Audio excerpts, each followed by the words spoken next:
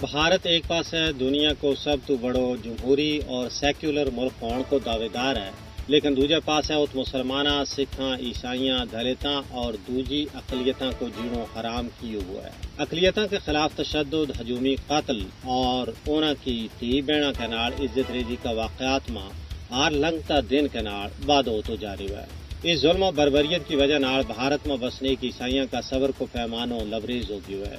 یہی وجہ ہے کہ civil society group United Christian forum نے بھارت میں عیسائیوں کے خلاف ٹارگٹ حملہ اور تشدد میں بادہ کا حوالہ نال ویٹیکن نہ ایک یادداشت پیش کی ہے۔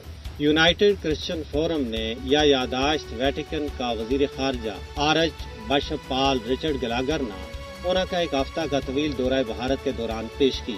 فورم نے ویٹیکن کا وزیر خارجہ پر زور دیتا ہے کہ وہ دہلی کے نال اپنی گلکت کے دوران کمیونٹی کے خلاف حملہ میں بادہ کو معاملہ چاہیں۔ یہ دورہ یونائٹڈ کرسچن فورم کی طرفوں 10 جنوری نے جاری کی گئی ایک رپورٹ کا کچھ مہینہ بعد ہو رہا ہے۔ اس میں کہا گیا ہے کہ عیسائیوں کے خلاف حملہ کی تعداد 2014 میں 127 تو بعد کے 2024 میں 834 ہو گئی ہے۔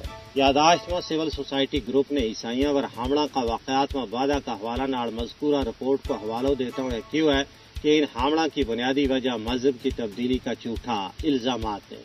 سول سوسائٹی نے رپورٹ کو حوالہ دیتا ہوں کیوں ہے کہ اتر پردیش اور چھتیس گڑھ دو ریاست سے فہرست ہیں جیتی اس طرح کا الزامات کی وجہ نال یا تے دعائیہ مجالس کے ویڑے عیسائیوں پر حملہ ہوا یا پولیس نے انہوں نے غیر قانونی طور پر گرفتار کر کے تشدد کیے۔ یادداشت میں کہا گیا ہے کہ شمالی بھارت میں کیتھولک پادریاں اور راہباں کی ایک بڑی تعداد نہ گرفتاریاں، حملہ اور قانونی کارروائیوں کو سامنا کرنا پڑ رہی ہے۔